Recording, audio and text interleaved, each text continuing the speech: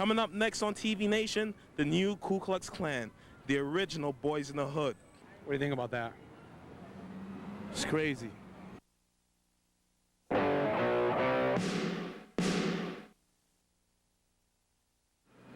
Welcome back to TV Nation. We're standing here on the fabled Madison Avenue with our correspondent Louis Theroux. Louis, this street is the home of America's PR geniuses and image makers. And who better for an image makeover, I was thinking, than the Ku Klux Klan? Huh? Amazing but true, they're doing an image makeover. They figure it worked for Michael Milken and New Kids on the Block, so why not them? Check it out. The Ku Klux Klan. Everyone knows what that means. White guys in the South who rode around at night in robes and hoods lynching black people. Burn, nigger, burn! Nigger, burn, nigger! In fact, the Klan is America's oldest and largest hate group. It dates back 125 years, and at one time it had more than 4 million members. But that's ancient history, right? Not really. Like many successful enterprises, the Klan is using the techniques of Madison Avenue to repackage its image for the 90s. The new Klan wears suits, not robes. They appear on TV and radio. They're even on the information superhighway. And they have a new message. They say they don't hate anyone. They're just trying to preserve their culture. New product or just new package? To find out, I went to Harrison, Arkansas to visit Ku Klux Klan Grand Wizard Thomas Robb.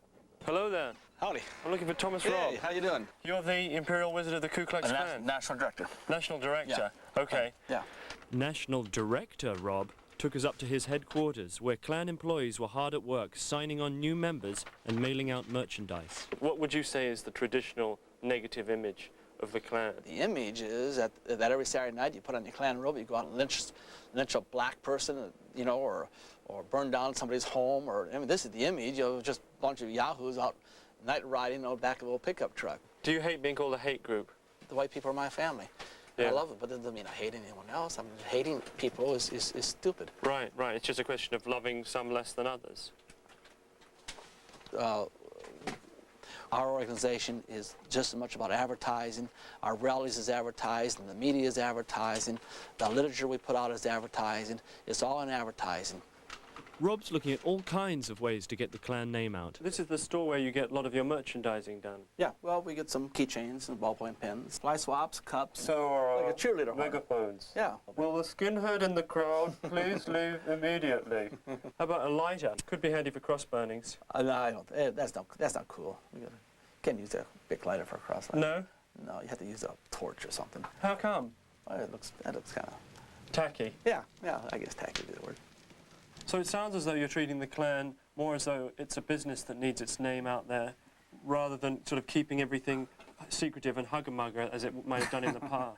Well, we're not trying to keep anything secret. We're a political organization. We try to use every means possible. When it comes to advertising, Rob's youngest son, Jason, is a little more traditional. Advertising makes it happen. Yeah. What does that mean, do you think? I'm not really sure. I think it's a neat poster. Who's that guy? That's a guy sent that from No, on the poster. Porsche, the guy who invented the Porsche. Yeah. And the bug. That's him in the left. And in the middle? That's Hitler, of course. You a fan of his? Not really.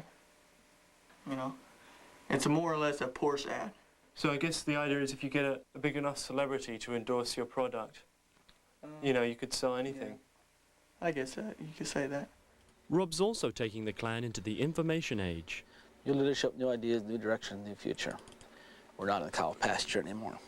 We're not going to be stagnated in the 1840s or 1860s, but we're going to progress into the new decade and the new century. In bringing the Klan into the 90s, Rob depends on state leaders like Michael Lowe in Texas.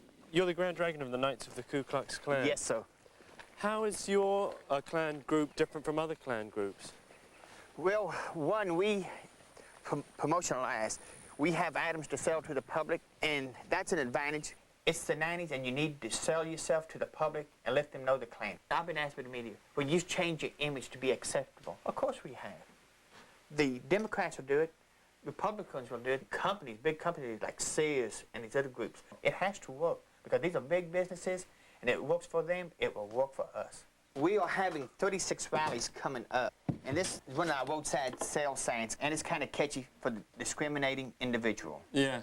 Explain that one. Why is that one in red? In red, so it would stand out, because, you know, it has been weathered. This way, they'll see it, that we have Klan items sale for the discriminating individual. Yeah. The shop is catchy. Yeah. But that doesn't, is that because you discriminate? No, we do not discriminate. No, sir. It's not a pun there. No, of A course not. slight one. Well, maybe just like A little one. That is one of our T-shirts design. What's that all about? It's just a design that I picked up, and I'm going to make it to a T-shirt. It's kind of, does it have any significance, these sort of stripes? No, no, it sure don't. It was just like And the sort of look of surprise and the... Yeah. Just sort of... Just a joke, yes, sir. Yeah. This is a joke. Happy birthday. Yeah. Kind of like a surprise. Could you explain it? Okay. One of these Klansmen are having a birthday, so they rented a cake, and a black lady jumped out. Kind of like... It's a pretty good seller. This is one of the Klan figurines that we sell. Hand-painted. Hand-painted, and they will take orders. Premium Klan craftsmanship. Yes, sir. And that's craftsmanship with a capital K. With a K. Now, why is he sticking his arm in the air like that? It is a salute. You know, a lot of times the media they'll think that it's a Nazi salute. Okay, Look, it looks a little bit like a Nazi salute. Yes, but it is a right-hand salute. Like the Roman Empire, they gave the right-hand salute to legions. But that's his left hand. They made it wrong. While Michael was happy to show us some of the stuff in his bedroom, he did draw the line somewhere. How about this one? Now. Don't burn me now. Put that picture down. He didn't want us to show some racist stickers and a photo of his girlfriend, who's a public school teacher. Nuh-uh. Oh, okay, okay, yeah, let's go out to I mean, let's face it, I'm being nice. Yeah. Shaken but undaunted, I returned to Harrison to visit Rob's oldest son, Nathan, and his wife, Anna. Nathan, you're the son of the national director. What do you do in the Klan? I speak at rallies some. I MC, help set up rallies with my father. Yeah. I'm a unit den leader here in Harrison. Anna, what's your position in the Klan? Well, I work at the national office some, and I'm his wife, so I just support him and support the family and the Klan. That was at Anna's first Klan rally. Oh, which one? This one? These. These? Yeah. Looks like these headdresses weren't really made for kissing. No. Did you try doing it with the hood down, first of all? Yeah, and you know, you should never chew tobacco in a robe or smoke. It's hard with the mask on. What were those masks for originally? I thought they were to conceal people's identity if, you know, if they were, say, perpetrating crimes, you know, maybe lynching people, tarring and feathering. I guess if that was what they've said, you know, I guess it could be. Do you ever get up in the morning and just think, I would love to lynch someone right now? No. I really don't. The Klan is really not even about that. It's about, you know, being proud of yourself, not anything negative toward any other races. Yeah. The Klan's biggest PR coup so far was getting the state of Arkansas to install an Adopt a Highway sign on Highway 65. Now that's community outreach. But how are local business leaders responding? I'm not going to talk about the Klan.